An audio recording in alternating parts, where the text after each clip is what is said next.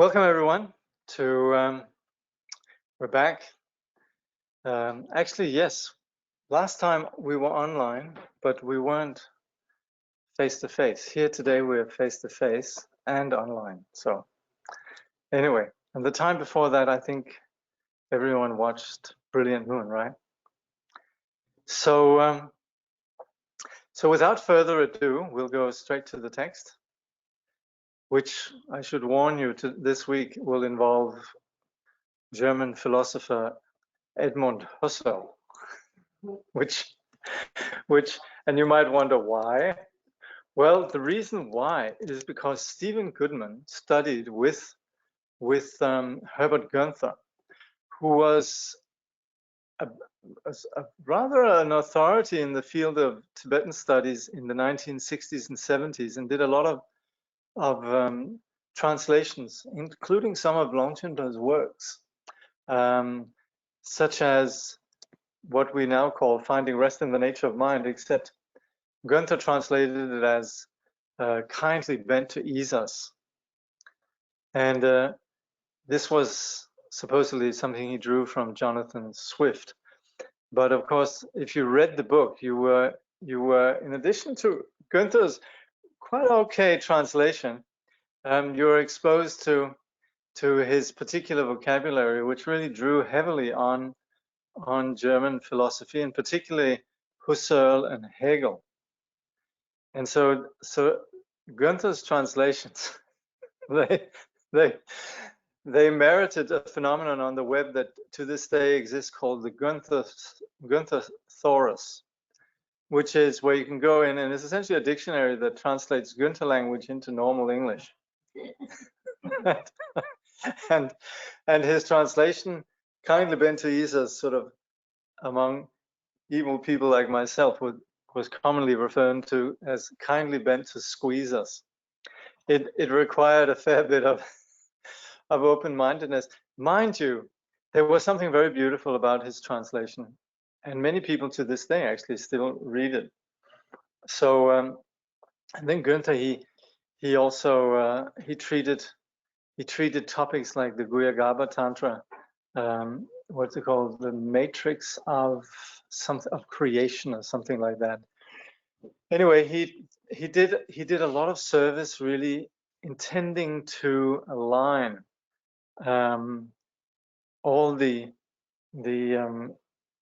ontology, all the science that we have in Buddhism with Western philosophy, and he went to great lengths actually to do that. And of course, his intention was to enable Buddhist thought to be assimilated within Western philosophy.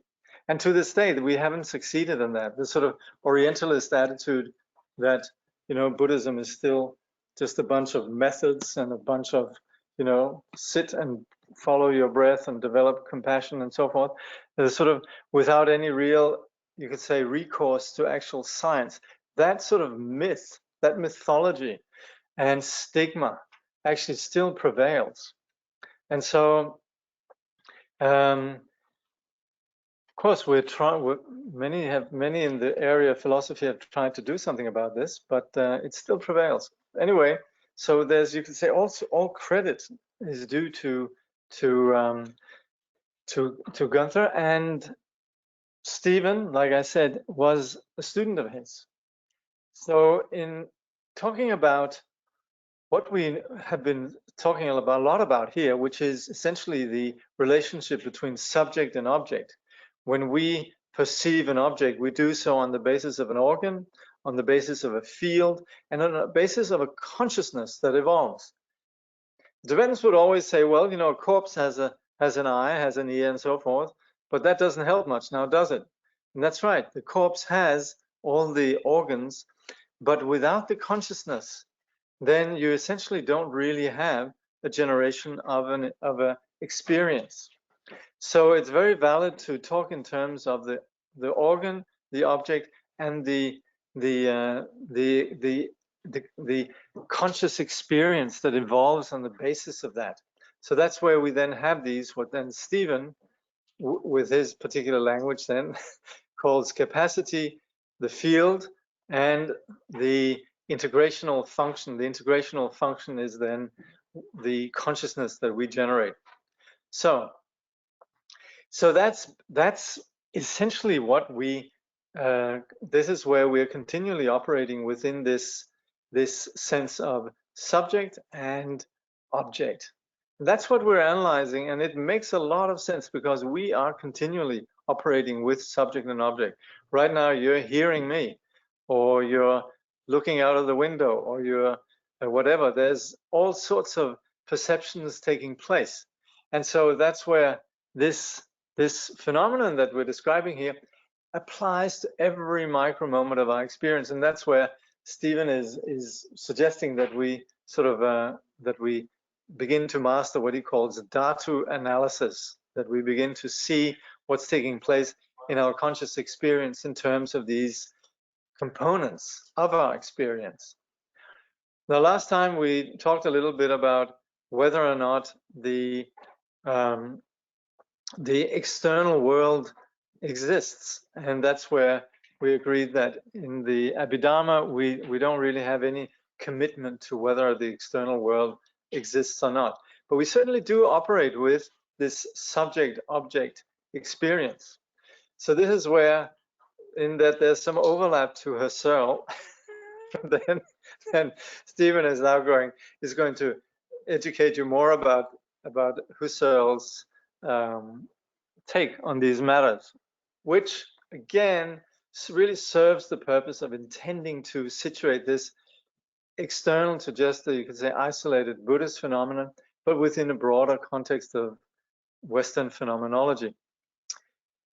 So Husserl's subject-object complex, resolving the dualistic mind.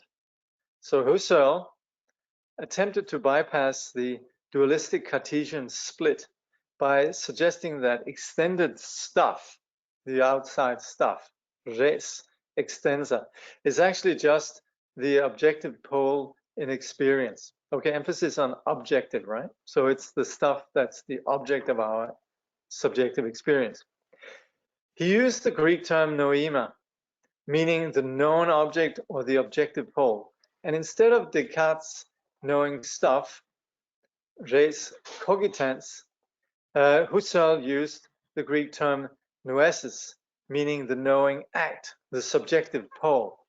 So we have then what we known as then this, the on one hand the noema, and the other is the noesis, meaning the knowing act. I'm not entirely sure how these are pronounced, but bear with me anyway. And this is where we then end up with this phenomenon, as we shall see, the Noetic Noematic complex, which means subject-object. Husserl said that for every moment of experience, there is a subject-object complex, what he called a Noetic Noematic complex. And this is also, if you read in Günther's translations, then you come across this, what we used to laugh at, which is when we talk about the Tibetan is Sungtin, which means grasper and grasped, essentially subject-object, right? He would refer to this as Noetic Noematic dichotomy. So unless you had a background in Husserl's philosophy, you were somewhat at a loss. Anyway, Günther did provide substantial introductions to every chapter. So you probably, if you were willing to go through his introductions, you probably would have had an explanation. I wasn't. Anyway, so now what's important with this is when we talk about this subject-object experience, which you're having right now, you're looking at something, you're hearing something, and etc. This is a back and forth between subject and object. So this is then, you could say, a complex. So they are, as Steven says, they're co-constituted, meaning it's not just that we have this one-shot deal of this is what's happening. We actually can begin to identify how this experience is a construction. It's constituted. So it is not the case that there are two separate things that then come together. And this is an important point, really, and this is where it's valuable Steven brings in Husserl, because you very often operate with that notion as a given. And it's interesting that within Western philosophy, Western phenomenology, then there is somebody who actually says, well, yes, but the object is co-constituted, it is constructed in the conjunction with a perceiving subject. And that's where we're beginning to see how it's not just that you have what's called a causal closure, in which you have objects out there and you have a separate subject that's perceiving it. These things are co-constituted.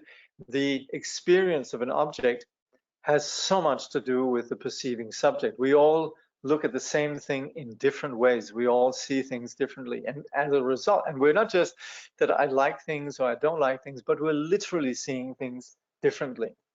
So of course, Stephen then says, for the purposes of analysis, channel 6, all right? So that's down in the channel of the mind, with mind, the objects of the mind and the consciousness that's generated on that basis. So for the purpose of analysis, we can say that it seems that there is a noetic, i.e. subjective aspect, and a noematic, objective aspect.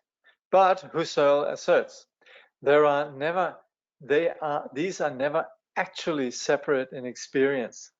So this is important. Obviously, we have subject and object, and this plays a big role in, you could say, Buddhist analysis, Buddhist philosophy, in the sense that, yes, there is certainly a sense of I, and there's a sense of the object out there, but at the same time, these are tied up. The experience, having an experience of whatever it might be, is very much a coexistence or a construction on the basis of the subjective and the objective. So according to Husserl, analysis shows that there is a subject aspect and an object aspect in virtually all experiences. This subject-object processing of experience is often expressed in Buddhist texts as a gloss on the meaning of the term mind or mental awareness, citta. Yeah, this is generally how we understand everything that happens in the mind, which is, it's based on the dualistic mind. So we would say the entire realm of our ordinary mind functions within a setup that is dualistic. So that's where you could say, when we talk about mind, it is a given that it operates with this subject-object co-constitution, or the noetic, noematic dichotomy. So mind, in this sense, is an apprehended complex, or a subject-object experiential processing. Citta is grahya, grahaka. That's just Sanskrit for the same. Probably has been referred to earlier. If you don't remember it, that's okay. It won't come up in the test that I'll be conducting soon. Just kidding. Okay. So here, but at the same time, for all of this, please, all we're talking about is just subject-object. So let's not be overwhelmed by the references. So here, object refers to the object pole, the apprehended aspect of a whole experience, Husserl's noema and Buddhism's grahya. And the subject refers to the subject pole, the apprehending aspect, Husserl's noesis, and Buddhism's grahaka. Still just talking subject-object. It is important here to remember that Husserl's subjective pole, the noetic aspect, is not a separate existing subject, right? The subjective pole. Experiences come to us as a whole, and at the same time, and the word for at the same time in Buddhist parlance is contact, sparsha, meaning there's two things that are meeting, or dependent co-arising, just meaning that things, they happen on the basis of several things coming together. We can also use the terms interdependence or functional correlation. All these seemingly separate things are not actually given to us in actual experience. So what we experience is generally a meeting of subject and object, and for that reason we can say that what we have of experiences, they come on the basis of several things coming together. So we can talk about interdependence in terms of pretty much everything. According to data analysis, what we call experience is actually a hexamodal processing, simply moments of channel 1 through 6. So we're having these different channels, right? Eye, ear, nose, tongue, body, and mind. Yeah, everything we experience is happening on these. This is where it's all taking place. So we have these 6 modalities. We have these 6 experiences that we all go through. So this happens in every single moment. So in summary, it seems that data analysis is quite consistent with Husserl's method of analysis of perception. Think, where in data analysis do you divide where there is a self, the self, experiencer, or the stuff experienced? Where do we account for the wrong view that there is a split? From the view of data analysis, all we have are moments of seeing, hearing, smelling, tasting, touching, and other. Even to think like this is said to help overcome the painful breach. It helps us cut through the wrong view that there is a fixity of mind that is separate from stuff to apprehend. Again, this is really just to say that this analysis is intending to break up our ordinary sense of a solid phenomenon that exists in you could say, a solid independent way, independent from our perception. So it's more and more basically identifying how we partake and are co-creators of everything that we experience. So this is where, when we begin to have that, we also begin to have more openness towards the world, in the sense that we are beginning to listen more. We are not rushing into the world and saying this is how it is, but we become more intelligent and more skillful in dealing with the world. This is very helpful if we're going to deal with other people, politicians, problems that come up. This is where the more we're able to see the elements of the situation rather than just be faced with this one picture that we either like or dislike, that we're more skillfully able to find solutions in given situations, more able to be sensitive to what is going to work. So we're basically taking off our blinders and beginning to be more aware. So I'm getting thumbs up for my pronunciation of the Greek. Thank you. We have this from an actual Greek person, so I appreciate that. and then so amazingly explained here. Wonderful to see how we experience things broken down. Yeah, this is really what we do all across the board, really, in Buddhism. And it's not just that we're breaking things down, but we're just beginning to not be blind and not sort of assume that things exist in one thing or another. The more we do this, the more we see clearly. Good. Time is an abstraction. Okay. When Husserl comes to the main point of his work, describing the differences between hearing a melody, remembering that one heard a melody, and so on, he discusses the perception of movement. The experience of elapsed time is demonstrated by, for example, the difference between hearing a note and hearing a melody. Husserl shows that time is an abstraction. It's a habit that we have in order to make sense out of our experiences. Time itself is never given to us as an experience as such. So movement is what constitutes our sense of time, but there's not an actual experience of time. So on the basis of, you could say, singular entities, momentary entities, we construct a notion of time.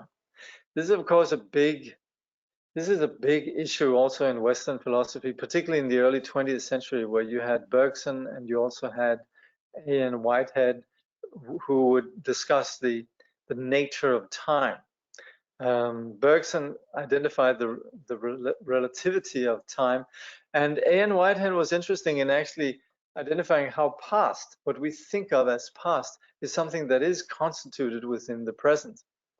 And so he identified how actually we have a sort of the past is only something that begins to attain reality once we're out of the past moment, which is a very accurate observation. Anyway, Husserl, who was then also early 20th century, obviously is involved with these gentlemen, but it is something that we also within the analysis of the Abhidharma, also in Madhyamika and so on, that we see that actually the notion of time is really just a constitution of different elements that appear to have some continuity. Yeah. There's always that, I see, a split in the experience that happens, a reference point back to a memory of something similar. Yes. Of them, of how to respond to it, whether that was a bad experience or neutral or good experience. So we're, and I think I've said this before, I'm curious though, hijacked immediately by an experience. Our past jumps in and then goes, you need to, this could be bad or this could be good. So hijacking. Yeah. It sort of, it can't be fresh and it can't be new because we're only, the memory is a reference point of how to respond. Can you? What's the question? How can I summarize it? How do we are hijacked by the memories of experience. And how is Husserl saying that it sort of seems like it's a fresh new day each moment, but it, as humans. Right. Okay, so it seems that the present moment gets hijacked by memories of the past. Yeah? Yes, and I'm just wondering what he would, I mean, he would, almost like it's all fresh news to that, and it's all like completely brand new, so you've got the opportunity, but we are hijacked. So it appears that we are hijacked. So it appears that the present moment is always being hijacked, and that's where we need to apply analysis. So I mean, the point here, Husserl's point, and also Abhidharma's point, is that we shouldn't fall for that deception. That is where our present, they're right, it is hijacked by memories of the past. And we attribute solidity to that so that we fail to actually experience the freshness of the moment. And that's why we practice meditation also, because that's where we begin to see the past in perspective without necessarily the speed that normally overtakes us. And that's where we just get plunged in, we get hijacked. That's a very good term, because it just takes over. But the moment that we're meditating and we actually have a little bit of space, and sometimes also when we are spacious, we can sustain that freshness while all of this is taking place, and we don't get hijacked. But meditation is actually enabling us to no longer get hijacked. So yes. But what the analysis is about is to show us that actually we're deceived. It's deceptive, this assumption that the past actually is real. That's the point. That's the data analysis, to understand that it's constituted by a number of different conditions. And then again, it's also memory. So whatever happened has already, we can even say in the past, things happened on the basis of all these, basically these 6 channels, right? We saw something, we heard something, etc., right? And that was processed on the basis of our organs and also on the basis of our consciousness, yeah? So even in the past, it was constituted. What's happening now is that this memory that has layered itself on the old ground, it hijacks us. So all the way through, we can see how there's just things that come together, and there's no actual solid reality, the way that we think that happened, yeah? That's the point that we're always, you could say, challenging in Buddhist analysis. And this is actually what actually does that. That insight is actually what's going to come next, which is then prajna, that the insight that comes from this analysis. So?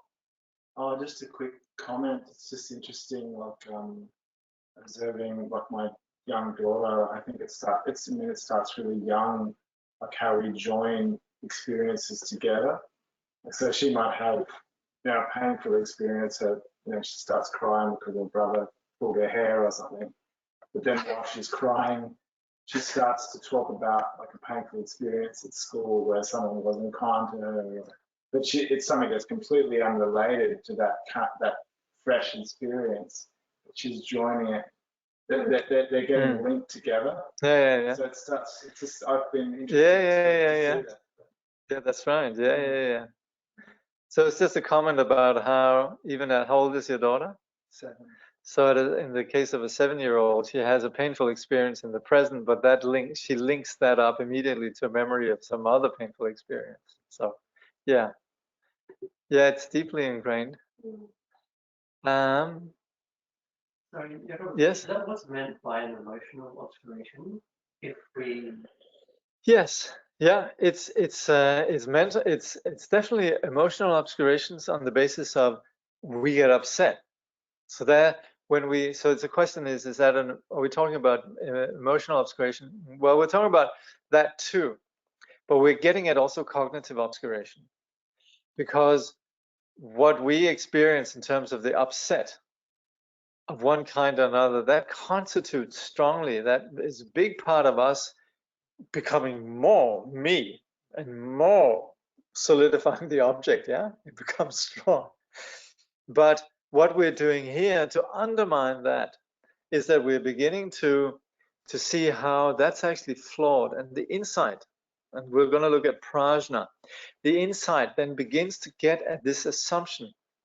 And this is actually where in Buddhism we're not just happy becoming, you could say blissful, happy campers, like you move to Byron Bay and you only surround yourself with lovely people, and you meditate and you become happy and all of that.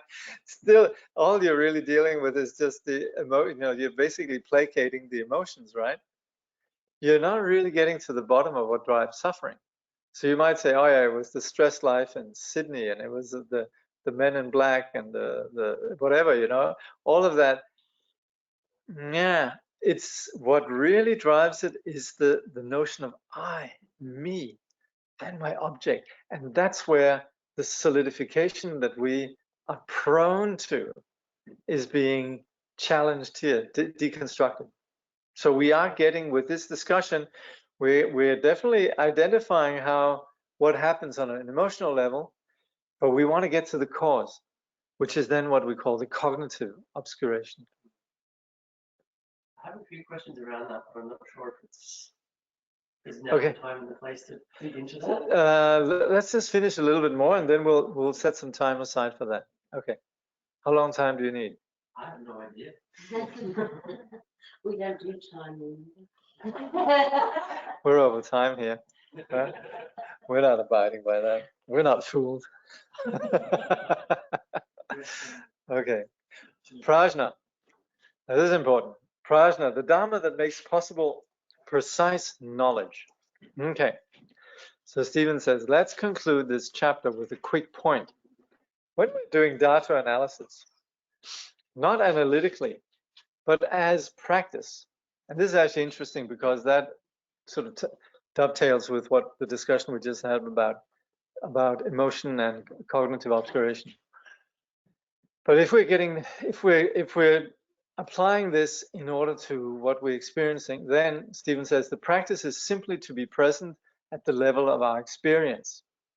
Now, this is good news. In case you thought this is all very complex, it really just substantiates or underscores the reason why it is so valuable to practice meditation, to be present, because that's where we are less likely to get entangled in this rather heady, vacuous, cerebral, and unsubstantiated, you could say, assumption that we ordinarily abide by.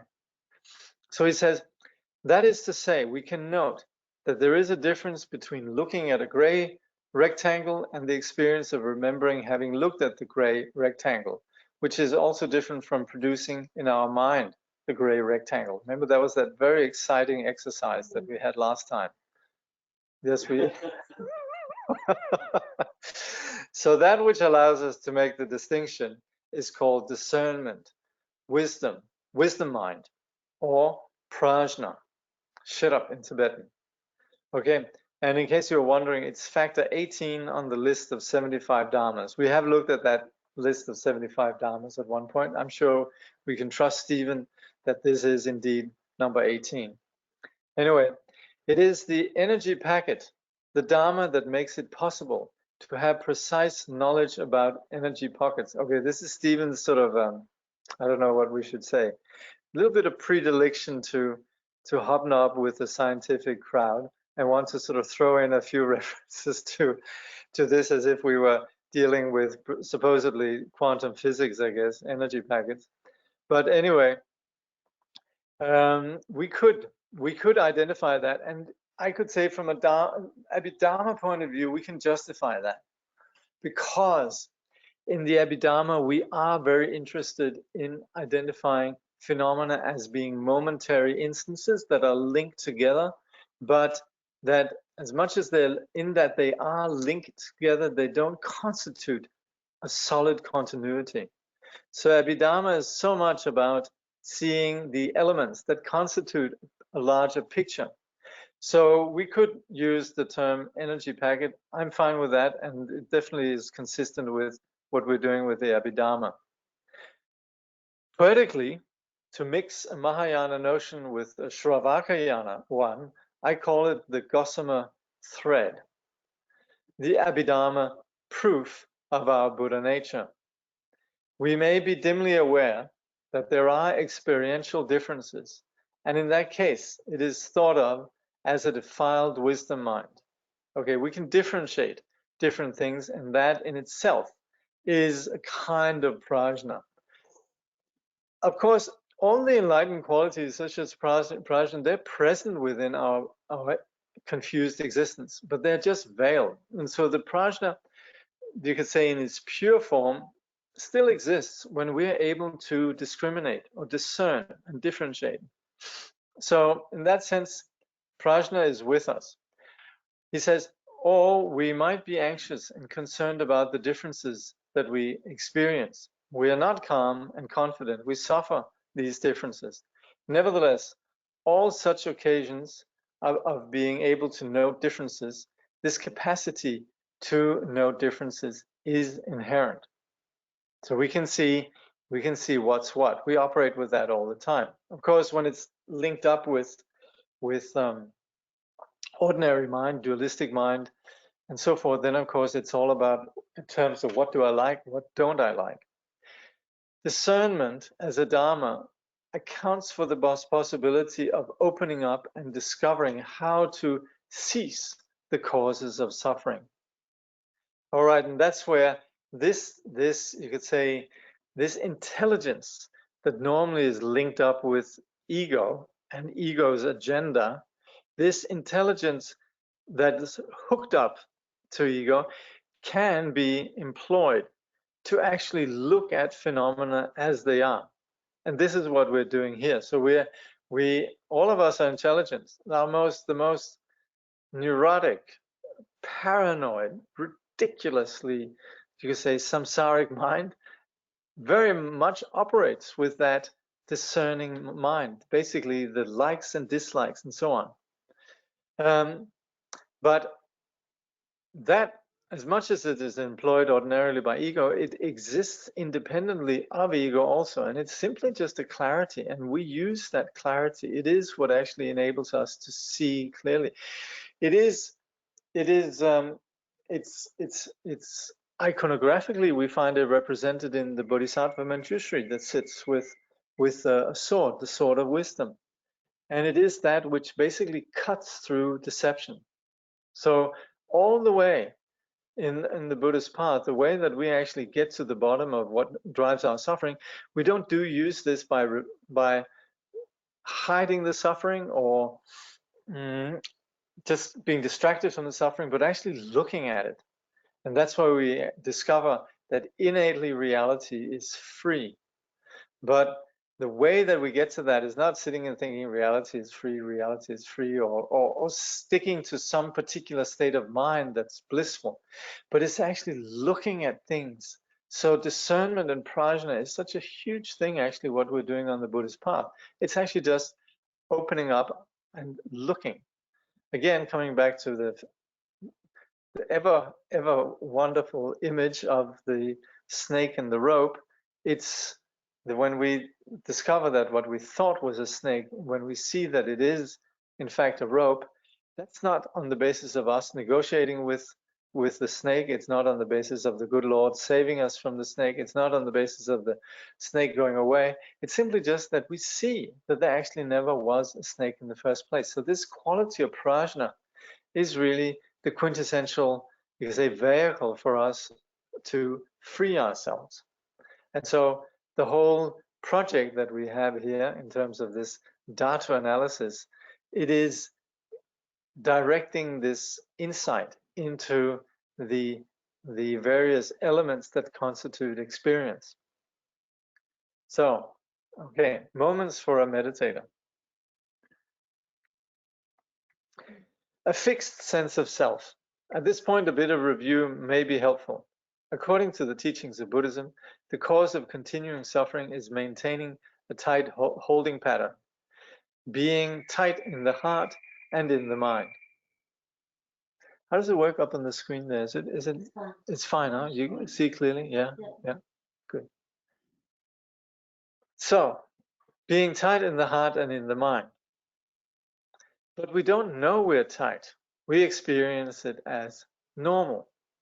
As a result of this normal tightness, things do not work so well for ourselves and others. That's actually very often when we think of we think in terms of the propositions that we have on the path. For example, nonviolence or whatever it might be, lack of detachment or practicing contentment or discipline and so on. Well, we might say, well, it's normal to be angry, isn't it? Or it's normal to be attached, or it's normal to be sloppy, or whatever it might be. And that's where we have to say, yep, it's certainly normal, and that is why there's suffering. And all those aspects of aggression, attachment, and so forth, these are just tight holding patterns that persist as long as we actually maintain this tight heart and tight mind. So this is important. So Steven says this tight holding pattern has been variously described and translated as self or ego, which is not such a good translation for Atman in Sanskrit, a technical term that describes how this tightness keeps on being tight. And also what we mean with ego before we sort of think, gosh, I have an ego and I'm a bad person. Ego is just really a confused state. So there's a fundamental innocence that applies even with the worst ego. So that's where the whole delusion that we're talking about is not like some sort of primordial sin or the fall or something that's innately bad. It's really just conditions of ignorance, or as Steven describes here, tightness. So there are three aspects that keep this pattern that causes suffering going. The first is that we proceed as if our experiences are permanent. This is actually the analysis that we had a little bit back, where we talked about, what is it again? Permanence and uniqueness and sort of, I think, unchanging or something like that. So this is how we've looked at this earlier. So anyway, it says, the first is that we proceed as if our experiences are permanent. We hope that the permanence of things that we like will continue, and we fear that the permanence of things that we don't like will come our way. That's true. We like to, right now we have an existence as existing as a human. We'd like that to go on forever. And the fact that we won't last, we'd like that to please not happen. We fear that there's going to be a time where things that we attach to will come to an end. So this is something that is pervasive throughout our continual experience. This is this hope for permanence. This desire, Steven continued, this desire for permanence maintains a structure of tightness, which is the cause for suffering. The second way in which we perpetuate suffering is due to the fact that we regard things as singular, unique, or special. That means that things that we actually know are made up of many different things. We nevertheless refer to them as sort of just existing as a unique thing. The chair, for example, that chair there is made up of so many different things. We refer to it as the chair. We might think of our beloved one, and that also we just think of beloved one. But that also, this so-called beloved one, is made out of so many different things. And all the various things that we perceive, we generally label them. Table, chairs, the sky, rabbits, our car, whatever it might be, we label them as existing as if they were unitary. And yet we know that they are in fact made up of many different things. But we can't say if our car is made up of 48,000 different things, if you get your car at IKEA, together with the famous little Allen key, and you have 48,000 little things for your Volvo, then you might think, oh, all of these are my car. Well, right. Do we then say there are 48,000 different cars? No. So we can't say that there's multiple. We also can't say that things are unique. So this is where we would identify that things neither exist, they actually don't have any existence because they're neither singular nor unique. So this is an analysis that we very often apply. So we hope the things we like, which are singular and unique, will continue. And we fear that singular or unique things that we don't like may come our way. So this is where we attach value to things as if they existed in one particular way. The third way in which we keep this pattern tight, which causes suffering, is that we imagine that there are situations that are independent of causes and conditions. We think that they're autonomous, that they're independent, that they can't be touched, that they are in a special realm. Again, we attribute solidity to things that are in fact just continually changing and exist on the basis of all sorts of causes and conditions. We think of people in a particular way, we think of our stuff in a particular way, we think of our who we are in a particular way as essentially independent of causes and conditions. We fail to see that.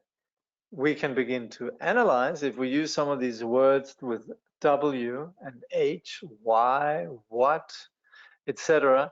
Then once we begin to analyze, yes, then we begin to see through this assumption around solidity. So that's where we begin to penetrate to what we call the absolute truth of things.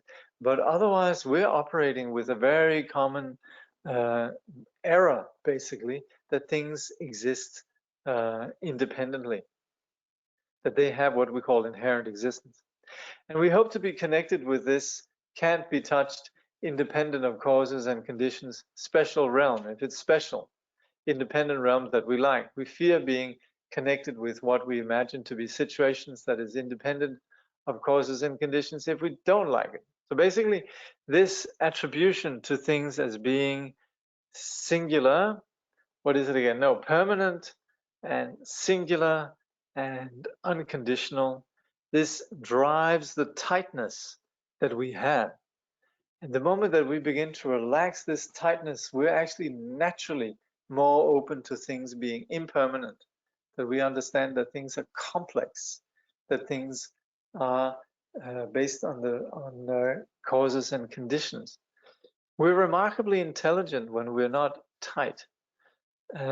But what constitutes our tightness is, we can identify that in terms of these three features. Permanence, uniqueness, and you could say unconditional existence. So that has to do with Atman. Basically, this condition of tightness that leads us to believe that there's a solid self and a solid phenomena that has appeared. So Atman, stuckness.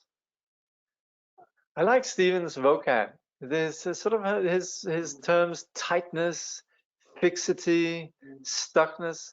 They're very kind of intuitive, right? You kind of get it, right? So this is where we might forget his predilection for Husserl and Western phenomenology. So stuckness. When a Buddhist teacher or the teachings of the Buddha remind us that there is no Atman, no permanent, unique, or independent experience, we might be a bit shocked. This lack of permanence is a conclusion that can be reached on the basis which is both intellectual and experiential. It's not something established at first glance. And this I remember when, I mean, this you have many places, but I remember the first time it dawned on me, Tsongtsen Rinpoche was talking about how we identify the two truths, which is, he says, as soon as you begin to question something, you right away go into absolute truth. But when you just leave things at their face value, that's relative truth. So the moment that you begin to analyze, I mean, this is just a table, right? But if you begin to analyze, what is the table really, you know? It's a bit like, you know, I always think of this example. If somebody says, you know, you're very close with someone in a relationship, and suddenly they say, why do you love me? I don't know if anyone has ever come across that. Why do you love me? Or what do you love about me? And you're like, whoa, what do you say? You know, there's like so many things, and it's something you can never reach to the end of. But the more you actually try to go in, what is it that you love? That's kind of what you probably don't want to do is say, yeah, that's a good question. Yeah, beats me. But it is one of those where you begin to the ground just sort of dissolves under you as you're attempting to find solid reason, you know. And the same thing if you analyze the table or any given phenomenon, once you begin to look at it, it actually comes undone. You see, it's basically complex. And that's, of course, what we do with analysis. It's what we do with science. It's how to understand the actual nature of things. We need to do that. And in the Buddhist case, we arrive at what we call emptiness. We arrive at that there's nothing that exists independently from its own side. There's something that functions. And I've recently been educated that one of the sort of objectives of science is really to predict how things do function, which is very valid. But we're just looking at the level of functioning. The nature of things in that they are brought together on the basis of causes and conditions, that they don't from their own side have these qualities we were just talking about in terms of permanence, unique existence, or an unconditional identity. So that's where questioning is where we begin to dissolve the appearances. And that we can do both on the level of, you could say, analysis, which is intellectual, and also in terms of experience, when we begin to let go of our fixity or our stuckness. So Steven says, I think for most of us, it seems to contradict our actual experience when we begin to question things, right? We proceed through life with a more or less permanent or fixed sense of self. The point here is that that habituation or thirsting, Trishna, for such permanence can be discovered to be the cause of our continuous suffering. And this is probably what we're all onto, that there's this tightness that actually is. It's not the problem doesn't lie out there. It lies in this habituation of ours. So in order to cut through or go beyond those causes of suffering, we're encouraged to inquire into this stuckness, this fixity called the self, both mentally and meditationally. And all the traditions of Buddhism say that when we do make an inquiry into this tight and troublesome way of proceeding, we can discover that this pattern is not so permanent. It is not unique, and it is not independent of causes and conditions. Again, this threefold analysis, yeah, with regards to permanence, uniqueness, and independence. So once we make this inquiry, then we begin to dismantle this tightness. Steven says this is a discovery born from analysis, even though it's contradicted in our internal fantasies, our hopes and fears, and the external expression of our speech in our physical behavior with others. We proceed as if there was something to hold on to. And that, by the way, is not a problem. this is what in Tsongtse Rinpoche's Madhyamika teaching, and of course everywhere in the teaching that we have from the Madhyamika school, particularly the Prasangika, where we just say, well, ordinary phenomena, they just exist on the basis of ordinary experience, what we call the shepherd's perspective. The shepherd, of course, this is a little bit politically incorrect, but the shepherds were generally attributed to be people who didn't have education. They were innocent. They didn't have all sorts of ideas of philosophical or analytical nature. They just related to things as they were without questioning. And that's true. On the relative level, that's how we relate to things. We attribute things permanent identity, uniqueness, independence, and all of that. So that's normal.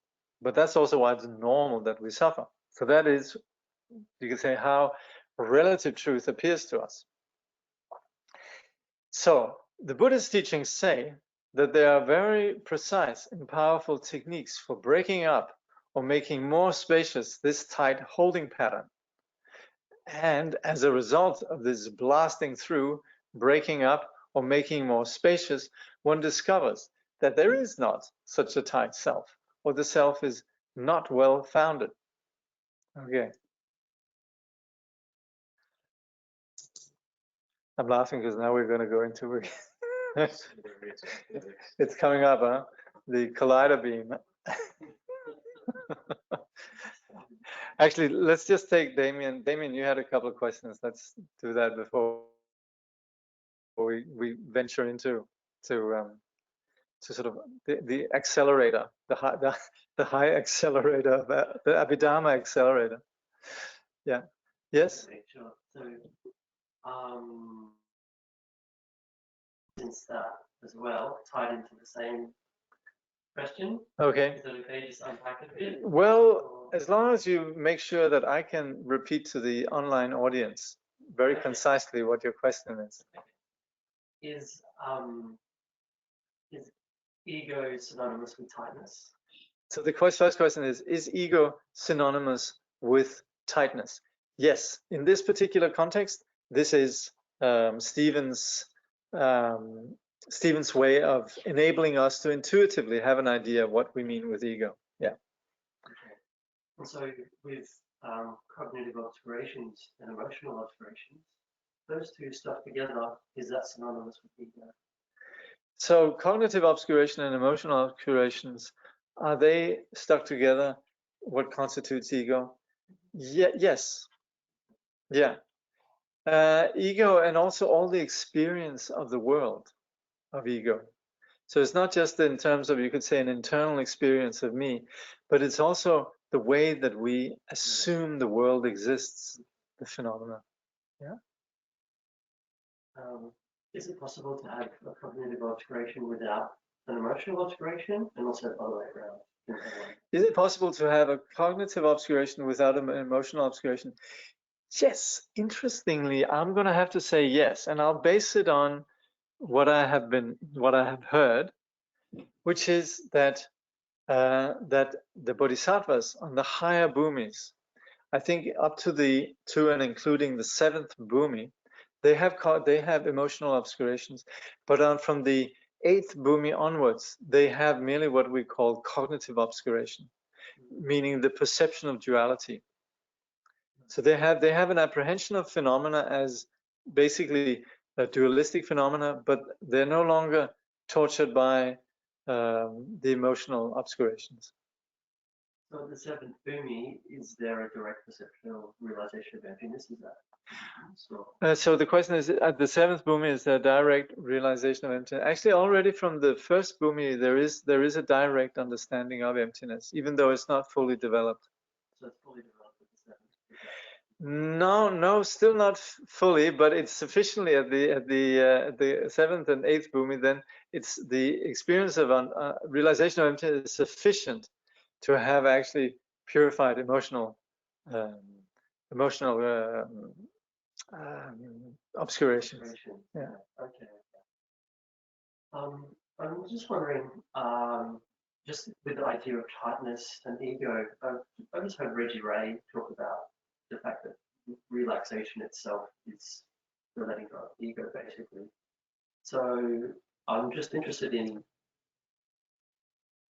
I don't know, what's the actual experience of letting go, of being free of cognitive obscuration? So the question is, what's it like being free of cognitive obscuration? I Well, want to, yeah. somatic. I think you're gonna have to eat the pill. You're gonna have to take the blue. You're gonna have to take the blue pill. It's that's right. We'll get to it. There's a lot of descriptions here, but of course this is all on the menu card, but we're encouraging you to basically have the dish. So so we can't describe exactly what it's like. I certainly can't, and it's said that even the Buddha can't. I remember. Yeah, we'd like to put it into words, but we can't. In fact, there's a famous statement that you probably know. There are many statements that make that point. Yeah.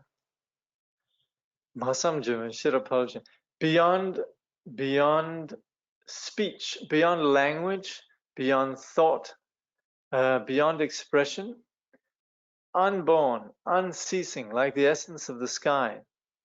This nature, which is the scope of our own individual wisdom, which is then the mother of all the Buddhas. I bow to you. So this is what we call, this is a praise of the great mother, Prajnaparamita. And also, if you look in this, what is it again? The 9th chapter of the Abhidharma, I think it's the second stanza in the 9th chapter that says, the absolute nature is not the scope of the intellect. So again and again we have this, and it's obvious. Even us talking about, if you were to ask me, if somebody was to ask me, well, what's, oh gosh, some Danish dish, how could I explain to them? I remember once trying to explain to a Frenchman that in Denmark we deep fry camembert and serve it with jam. And he was horrified. He probably wouldn't have wanted to taste it even if it was thrust upon him. Okay, let's just see if there's some questions out here. Damien, you have to save your questions, the other questions, for next time. Okay, right. All right. Not sure if this is appropriate to mention, but next weekend, Kenshin Pema Sherab is giving a teaching. This is very appropriate, on the wheel of analytical meditation over the next 2 weekends. That's right, Kenshin Pema Sherab, who, by the way, is one of the giants of Tibetan Buddhism, particularly the Nyingma tradition. He was attendant of Dilgo Khyentse Rinpoche, and he's also a student of a very important teacher, actually, in the lineage of Jamgon Mipon Rinpoche. And yes, he is teaching this text, which actually is doing what we're doing here in the Abhidharma, which is analyzing phenomena. And it's a text that, I mean, I've actually done some workshops on this and have been referring to it actually in context of what I'm doing here next weekend. But anyway, it's a very famous text by Mipon Rinpoche of analytical meditation. So yes, warmly recommended. Kenshin Pema Sherab, it's giving this teaching over the next 2 weekends online. You can go to @Norbu on Facebook.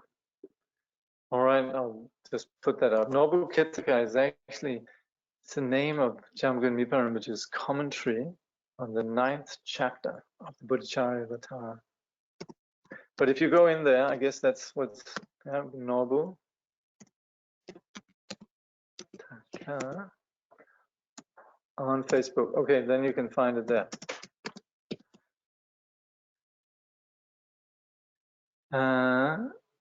Yeah, can we have more details about this workshop, the analytical meditation? Yeah, try and go on Facebook, Norbu Ketaka. If all fails, send me a mail and I'll forward you the info. Also, apparently it's on Maitri Kara's website. Okay, Maitri. myjoykaran.org.uk. Okay. And if, yeah, so good. Now, if you happen to be in the Northern Rivers and you want to sort of know what comes after that, which is then actually, this leads actually to the Madhyamika analysis, then I'll actually be going, this text very often is taught together with another text, which is called Profound Instruction on the Middle Way. And I'm going to be teaching on that this weekend here at Panchasirsha in the Northern Rivers. So if you're around, please come. Please do join. And actually, we'll draw somewhat on this particular text. But if you're not there here, and even if you are, I would warmly recommend Kenshin Pema Sherab. Sort of, I'm not sure my administration would appreciate me advertising the competition, but anyway, Kenshin Pema Sherab. He's a knows nonsense sort of a person. Some might say he's dry, but he's not really dry, but he has something to say, and it's worth listening to. And of course, out of respect for the subject matter, he treats it in a very sober way. And he's definitely, like I said, he's one of the great, really, that we still have him around is amazing. Rinpoche is in such good health, actually. And so he's well into his 80s and completely clear and in very good shape, last I saw. Okay, I guess that's it. Yeah. Bless you. Okay, we'll dedicate.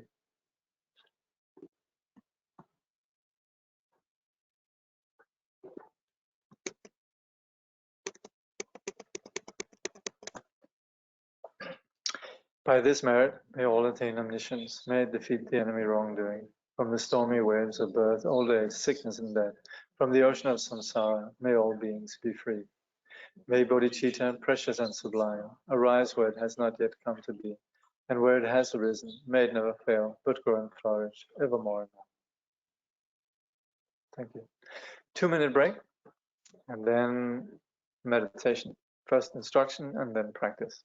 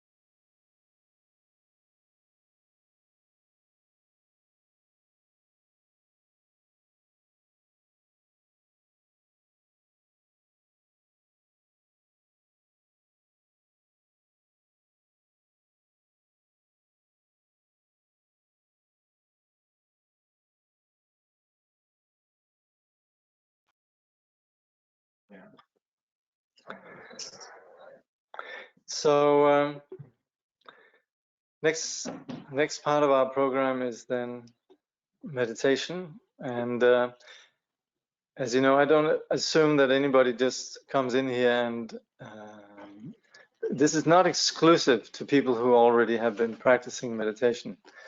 So I always like to, in the spirit of inclusiveness, give a little bit of meditation instruction.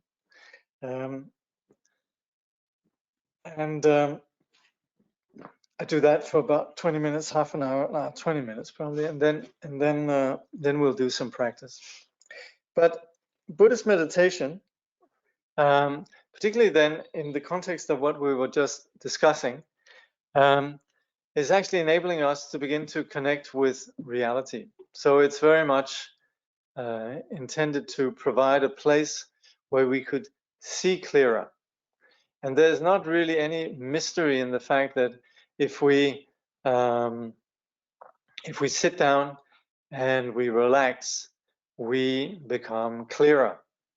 So everywhere in the Buddhist teaching, meditation is recommended not as an escape, but rather as the key to understanding ourselves and our reality far more clearly. So this is the good news, and it is premised on the Buddha's discovery that our existence is fundamentally good. Our reality is innately pure, whether it's our own mind or the phenomenal world. There is a condition of purity that runs throughout it. Problem is that we as individuals, we don't see clearly. We're hallucinating. We suffer from projections in terms of ourselves and in terms of the phenomenal world, and that's where we miss how reality is. So for us to essentially adjust, to us to come clear, to wake up, to align ourselves with how things are, we provide a little context of framework, which is to sit and actually be fully present. There's the urban myth or the urban legend is that in meditation you go into some sort of absorption, and it's true. There are practices of going into absorption to essentially discover the power of the mind. But the problem with going into absorption is that we come out of absorption. So that's where we might have, you could say, greater mental capacity on the basis of such absorption, but it doesn't necessarily constitute a solution in itself. So as much as you could say shamatha, or the component of calm abiding, could lead to what we call jhana, which is then absorption, which could be a good thing in terms of identifying the strength of the mind and also having a stronger and clearer mind. In itself, absorption is not a goal. And what we intend with meditation is what we call vipassana, which is insight, wisdom. And it's this insight that we have been discussing in the context of Abhidharma, the studies that we're doing. It's analyzing reality, understanding the nature of reality. Once we begin to understand the nature of reality as being dependent arising, being complex, being free from these three things that we talked about, namely we believe things being permanent, and we have to humbly, our homework consists not of becoming incredibly wise or necessarily deeply absorbed in meditation. Our homework actually consists of first identifying how does our confusion exist. And that's where studies like the Abhidharma, we take from it, not the categories about the Abhidharma, but the humble recognition that, hey, I actually do practice this fixity, as Steven calls it, or stuckness. And I do that, yes, I do that on the basis of thinking that things are permanent, thinking that things have unique identity, thinking that things exist independently. And that's where we begin on the Buddhist path, from a very humble place of recognizing how our confusion exists, but also, and you could say implicit in that is then, well, what are we going to do about it? And that's where we, with an understanding that we're wrong, then the Abhidharma says, well, you know, and that's where things like the data analysis or understanding dependent origination, etc., that enables us to actually know what it is that we need to do. If we just launch into Vajrayana sadhana and sit and do endless rituals, it's not going to help us one iota unless we actually know what is it that this addresses in terms of our individual confusion. Unless we have that, then all these rituals and advanced practices, they're just toys, they're just games, they're just little pieces of entertainment. And typically what happens is after a while, people want new toys, they want new sadhanas and new, you know, sort of methods that they can play with. And all along, the methods really just become objects of the mind that themselves perpetuate the causes of suffering, perpetuate this hunger for something that grasps onto things. So we need to first be clear on where our confusion lies and what can be done about it. And that's where in the Buddhist teaching, all the analysis is for us to actually see through some assumptions that we have about reality. And when we have that, then we can begin to see how we actually could relax and let go of these ordinary fixations. What is that? I was recommending yesterday this movie by Mingyur Rinpoche that's called Wondering What But Not Lost. And the subtitle was like letting go of everything but not being lost or something like that. I'm not sure. But anyway, but again, we sometimes say to let go of what is it again?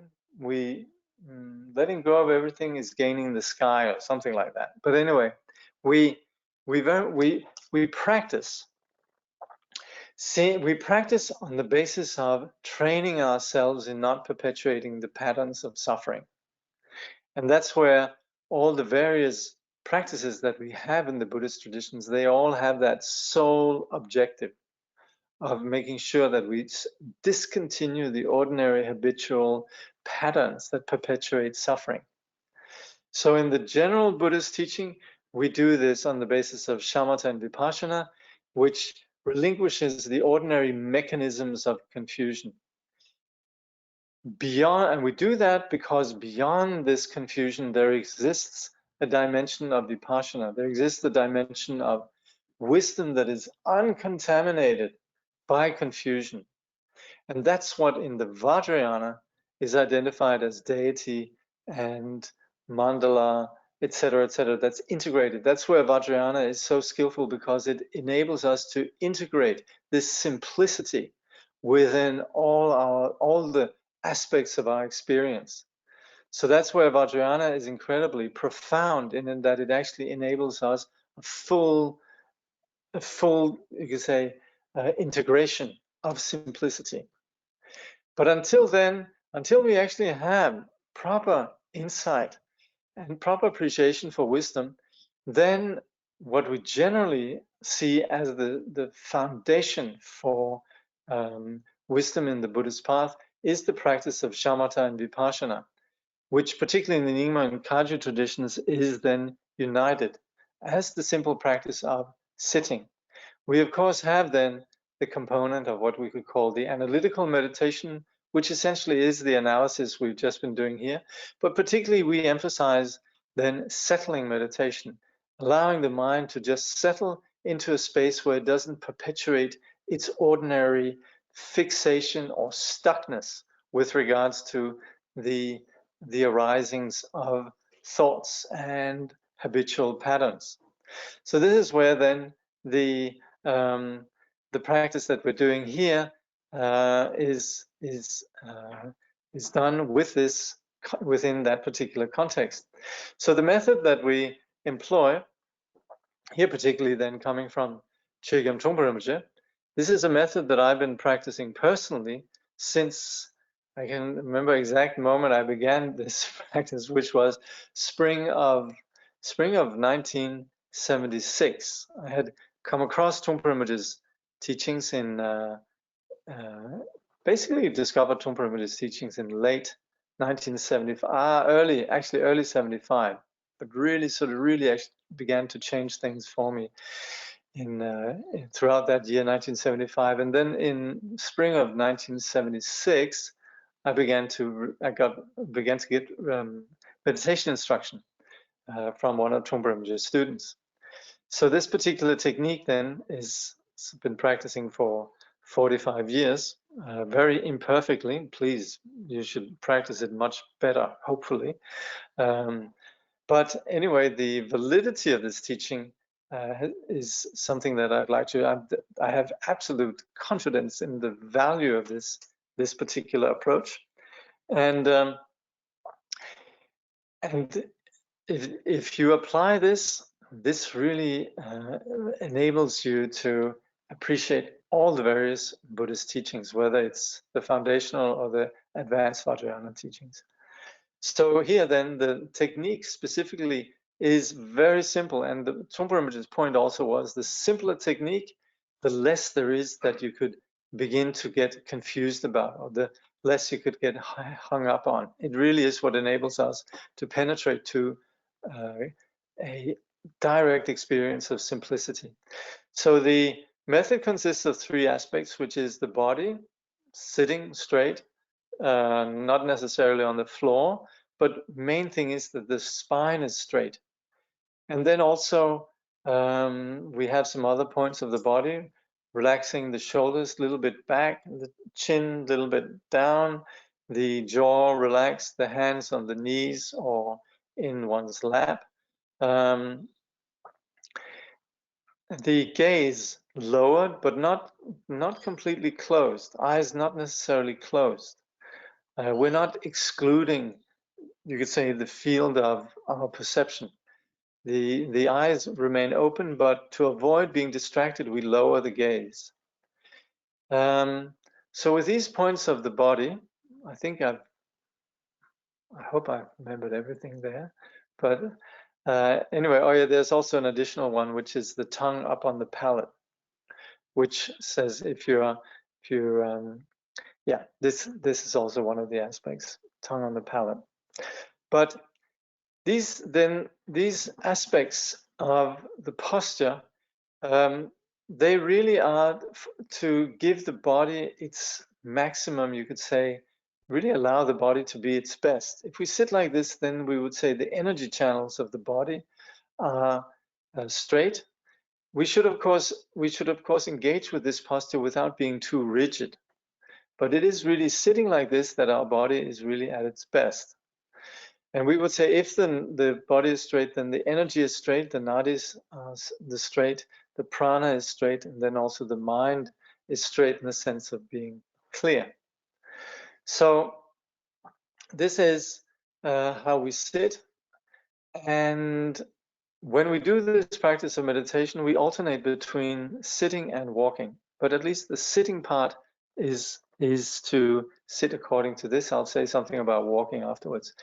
Then with the breath, the second aspect is the breath, and that's where our attention, our mind that normally goes after one thing after the other, and the way that the mind engages with things is very much what constitutes this fixity or this stuckness that very often happens, because the mind goes for objects and then begins to develop particular dramas with regards to the perceived object. And as such, it's lost in its own projections. So to cut through that, we come back to just being aware of simply the out-breath. This enables us to begin to have some handle on the actual experience of simplicity. Other than that, we can imagine simplicity, we can dream about the nature of mind, we can have all these fantasies, but for us to actually concretely begin to relate to our simplicity, we do this with just bringing the ordinary, confused, scattered, distracted mind back to being present through this anchor of awareness of the breath. So we focus on the out breath as it goes out of the nostrils, and this we do with some degree of intentionality or purpose. We are aware of the breath as it exits. And this is where the mind then is attentive. Of course, we're not uniquely blocking everything out and only focusing on that, but we would say we would allocate 25% of our awareness on the out breath. But in doing that, then we implicitly are aware, we're not distracted. Then we would say the in-breath happens, we just allow a gap, and then again, as we breathe out, we're attentive to that. And the reason for this focus on the out-breath is essentially that we begin to have an awareness that's just not focused on ourselves and our, you could say, internal space, but very much begins to engage with a wider perspective of space outside. Then the third aspect is, essentially the third aspect is labeled, is referred to as labeling thoughts thinking. And this means that the ordinarily large psychological dimension that tends to dominate us and really drives us, lies behind all our impulses and actions, is actually seen for what it is, namely its thoughts. We could, of course, say just thoughts, which is valid, but at the same time, we shouldn't underestimate thoughts because of the power that they have over us. But what we would like to here is not to give them the control that they ordinarily have. Seen in perspective, thoughts arise in our mind, and it's only the degree of attention that we give to these thoughts that they really begin to have the strength over us. So in the practice of meditation, and particularly this has more to do with what we could call vipassana, we are aware of the thoughts, yet we're not distracted by them. We don't repress them or try to make them go away, but we see them in context. We are aware that we are having thoughts, and yet with the awareness of the breath also, we're just seeing thoughts really, and the metaphor is, or the image is, like clouds in the sky. Our awareness of the breath and just being present and not carried away, we could compare to the sky and the thoughts that arise to clouds that arise in the sky. And there's nothing about clouds that is repugnant or problematic from the point of view of the sky. The sky would accommodate all these clouds and wouldn't react or wouldn't try to sort of do something about the clouds. Similarly, also, we can be at ease with whatever thoughts arise, but what we're doing in meditation is not let them dominate us. So that's where we ordinarily get absorbed in thoughts and they do dominate us. Here, when we're practicing meditation, we simply let the thoughts arise without necessarily being distracted. We come back to awareness of the breath, and that's where the breath has the role of preventing us from being absorbed by the thoughts. We appreciate that thoughts arise, and we would even say the presence of thoughts reflects the power or the freshness of the mind. So we're not in any way adverse to thoughts arising, but at the same time, we also are not absorbed by the thoughts. So in this way, the three aspects of this technique has to do with the posture, sitting, the awareness of the breath, and then the relationship to the thoughts as just described. Now, we sit for 20 minutes and then we do 10 minutes of mindful walking. And when we do the mindful walking, we actually continue with the same degree of focus on being present, except instead of focusing on the breath, we're focusing on the footsteps as we're walking, then the feet touching the ground, the heel coming down on the ground, and then the upstep and so on. This is where we bring the attention back. So we're not really concerned about the space or the people around us walking and so forth. We will possibly be distracted, but then we come back to this simple awareness. So as we're doing the walking meditation, we essentially are integrating movement as a practice of shamatha vipassana. So this is quite valuable. And of course, this also plays into Vajrayana, where there's a lot of emphasis on the way that we sustain awareness with the body. So these are the basics of the meditation, and we do this together with the liturgy, the chanting of the Jamgun Miparinpoche's Treasury of Blessing, because that's where we invoke something that lies beyond the ordinary rationality of meditation technique, and invoke this greatness of mind that is innately ours and that is basic to our sanity, our Buddha nature. But we very often fail to recognize this as innate to ourselves, so we as a method really invoke the Buddha as external to us. We think of the Buddha as being present, and with the appreciation for the Buddha and the humility and the devotion and the openness, we sustain this focus on the Buddha as being present, and also with the liturgy, which is very devotional. We invoke this quality of greatness, which is, again, like I say, it's innately basic to what we are, but we very often fail to see this within ourselves. And so us appreciating this in the Buddha or in our teacher, in the Guru or whatever, reflects that we have this capacity within ourselves. It's part of our innate makeup, and yet we don't believe that it's actually already there within ourselves. And so invoking the teacher or the Buddha, we have a very visceral, direct experience of something greater. This could be, we have these experiences when we encounter great persons. The other day I saw a movie in which you have Situ Rinpoche, a great Tibetan Lama, and in his room, his reception room, he's got a huge photo of Mahatma Gandhi. And for example, Gandhi is somebody who invokes this greatness of mind, or it could be Mother Teresa, or it could be anybody. But of course, in the Buddhist context, we appreciate the Buddha as the embodiment of the fully enlightened one, but it could also be our root teacher if we have a guru. So with the presence of this greatness, we then have an experience of what we call blessing, something that penetrates the ordinary square rational mind that only really sees in terms of what the conceptual mind generally produces. But blessing actually enables us to sense or gauge that which lies beyond the ordinary mind. So with that, of course, this is also reflected in the liturgy that we have.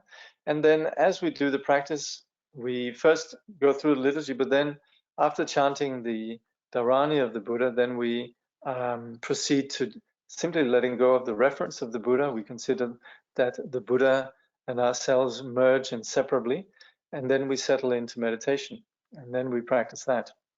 So actually, I think I said that we'll be sitting for 20 minutes and then walking, and then 10, but it's actually not true. I've actually, because we have the liturgy now, I've shortened it a little bit, so we're going to be doing 15 minutes of sitting, and then 5 minutes of walking, and then again 15 minutes of sitting. So that's how we'll be doing this. Again,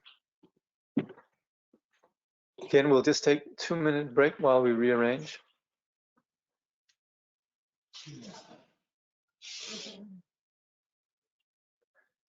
Few quick questions. Is there a text on Chögyam Trungpa Rinpoche on analytical meditation or videos?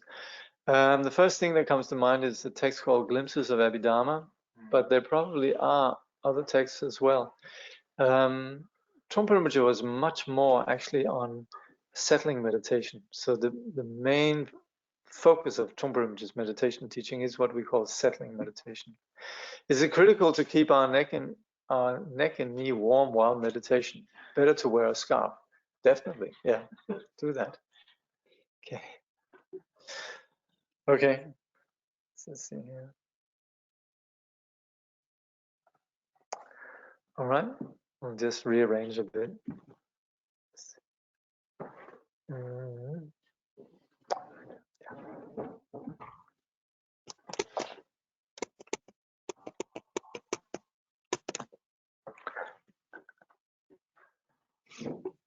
So when we do the walking meditation here, those of you who are up against the wall, you'll just put either put them in there or up against the wall, and then we'll basically walk around the carpeted area. Yeah.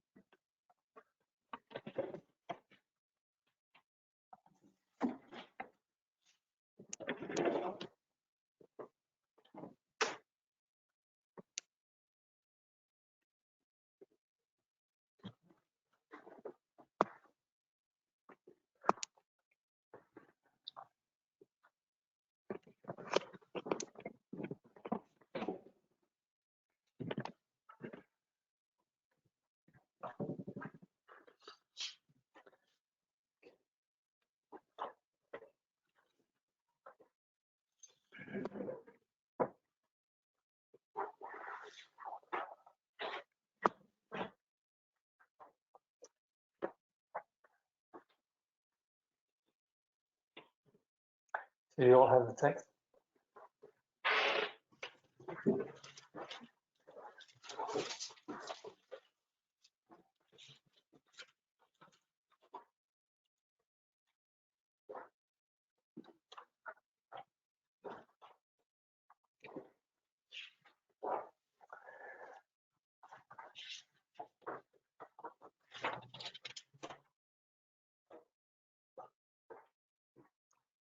In the Buddha, the Dharma, and the Supreme Assembly, I take refuge until I attain enlightenment. Through the merit of practicing generosity and so on, may I attain Buddhahood for the benefit of all beings. In the Buddha, the Dharma, and the Supreme Assembly, I take refuge until I attain enlightenment. Through the merit of practicing generosity and so on, may I attain Buddhahood for the benefit of all beings. In the Buddha, the Dharma, and the Supreme Assembly, I take refuge until I attain enlightenment. Through the merit of practicing generosity and so on, may I attain Buddhahood for the benefit of all beings. May all sentient beings enjoy happiness and the causes of happiness, and be free from suffering and the causes of suffering. May they ever be separated from the sacred happiness to avoid suffering, and may they unbound the sacred energy of this free from attachment and aversion. Please continue. I'm having some music. Of unborn emptiness and the ceaseless appearances of independence, and to prepare fields for fulfillment by whose gods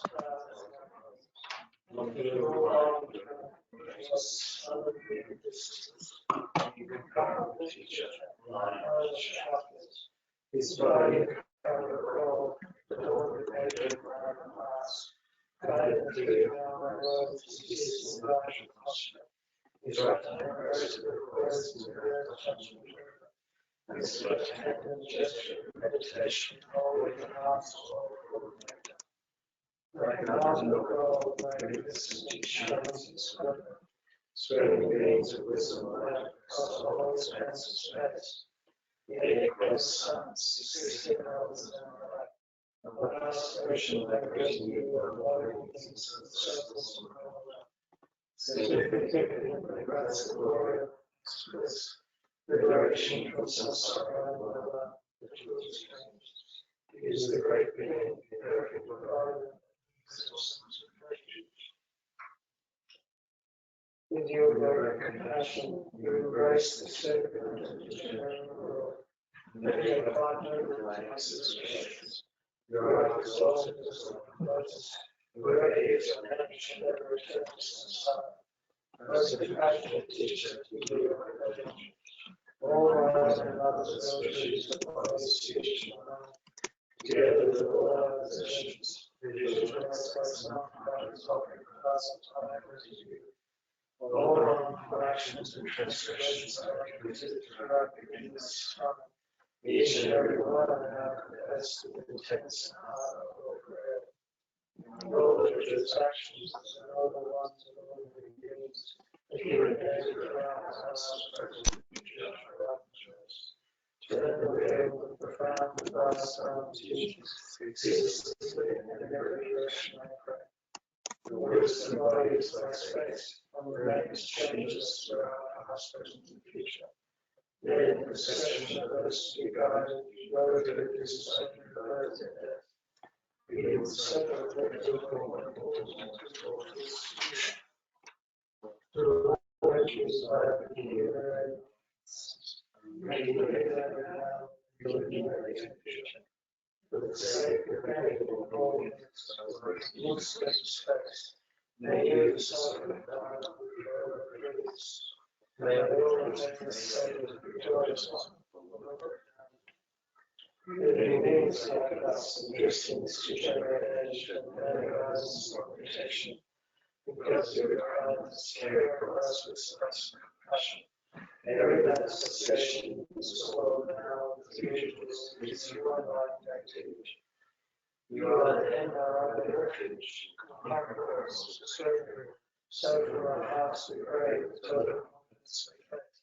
You humble every prayer, you many times from our heart, but hold us until we attain the light of your compassion. Supreme Teacher, Bhagavan, Bhattacharya, Lord, this comfort, Shakti, to you I pray homage, to you I pray offerings, to you I take refuge. Supreme Teacher, Bhagavan, Bhattacharya,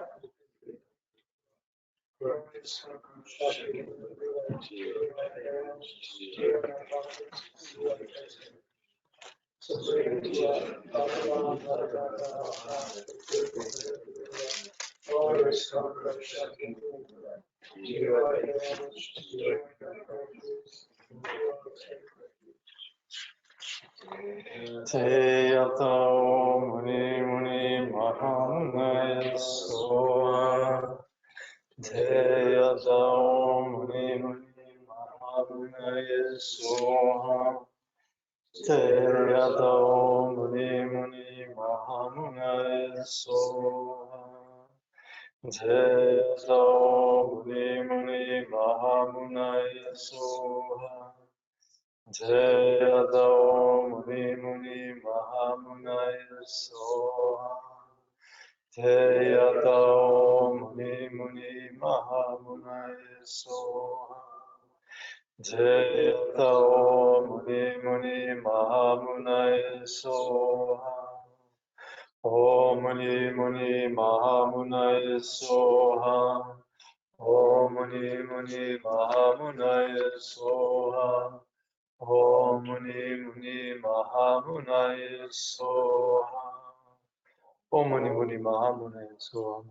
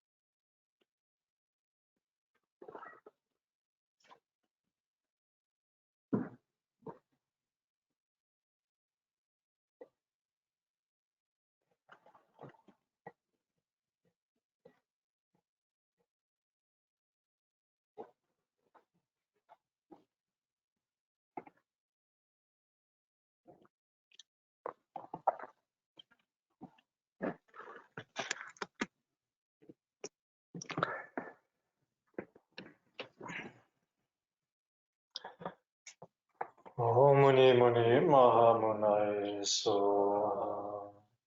From the Buddha's body there emanates a great radiance, a multicolored rays of wisdom light, dispelling all our own and others' obscurations and causing all the genuine qualities of the Mahayana path to arise within us, so that we attain the level of perfection from which we will never return again to samsara.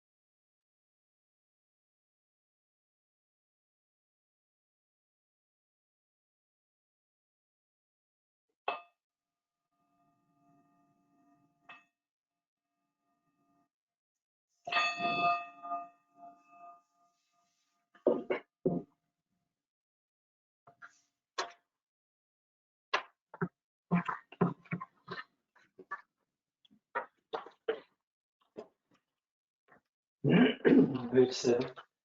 The miraculous display of the unsurpassable wisdom appears as the intention, speed, prayers, knowledge, love, and ability of all the Sugatas and their children. May all become exactly like them. And then the aspiration for opening prayer. I persuade to all the Buddhas and to the Bodhisattvas, endowed with the divine eye and sages, and to the charlatans as well. I persuade the Bodhicitta, which counteracts birth in all the realms, perfectly shows its path to the higher realms, and leads to no aging nor death. Whatever negative actions I have done under the influence of an afflicted mind, in the presence of the Buddha, such a way accomplish them all. By the accumulation of any merit I have created through the 3 kinds of activities, may my seed of omniscience grow, and may I attain awakening that never ends. Whatever offerings to the Buddhas that can be found in realms of the 10 directions, I know such Buddhas who rejoice in them. I rejoice in all these offerings. I fully acknowledge all negative actions and rejoice in all merit. I prostrate to all the Buddhas, may I attain supreme primary wisdom. I earnestly request the Bodhisattvas to assign the 10 levels in all the direction of the world of the 10 directions to awaken to supreme enlightenment.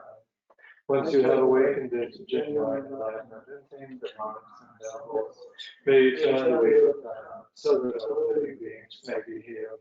With the sound of the great Dharma drum, may you free all sentient beings to our suffering. Throughout inconceivable millions of carbons, may you remain and teach the Dharma.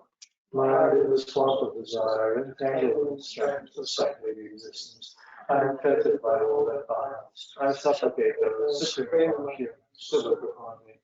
The Buddhas do not blame sentient beings who overflow. With a loving heart for all sentient beings, may the Buddhas free them from the ocean of cyclic existence. Any perfect Buddhas who are present, those who have passed away, and those yet to come, may I train following their way and engage in enlightened conduct. Having perfected the 6 paramitas, may I liberate the 6 families of sentient beings. Having actualized the 6 extraordinary faculties, may I reach unexcelled enlightenment. Future phenomena are not born, those past will not occur. Present phenomena have no inherent nature. There is no actual location. There is no possession. There are no other things.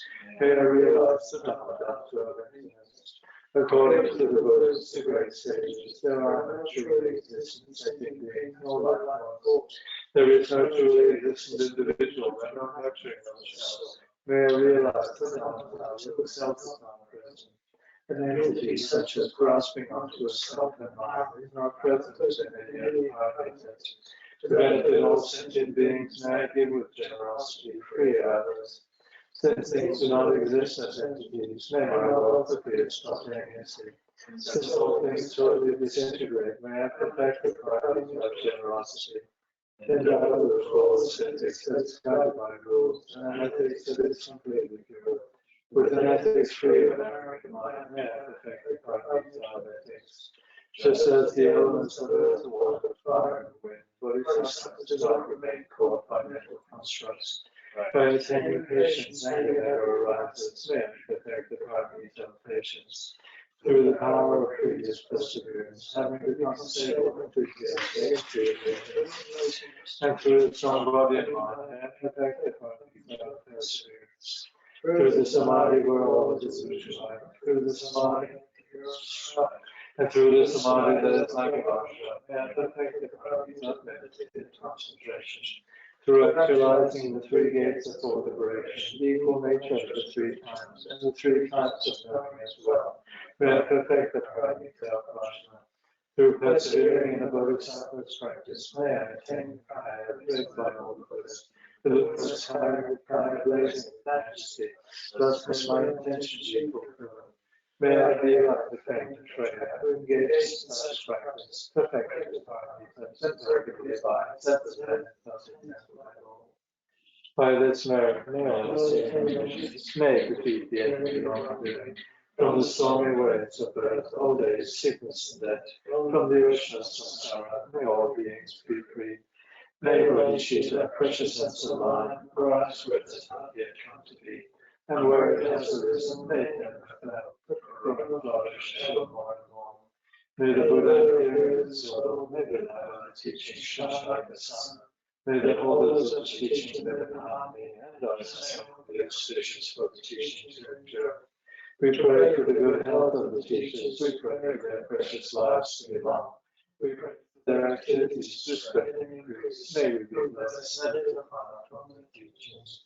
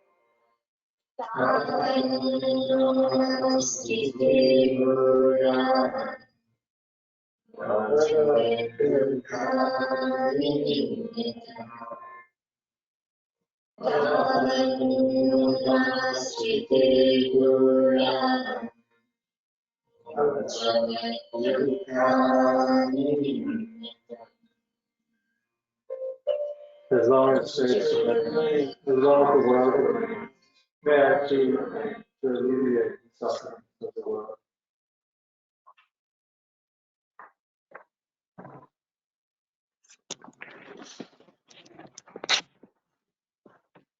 Thank you. I had a bit of an issue with the technology here. Apologize, everyone. The Word document with the Buddha Sadhana somehow, I think the memory was exhausted. So anyway, thank you for joining. See you again.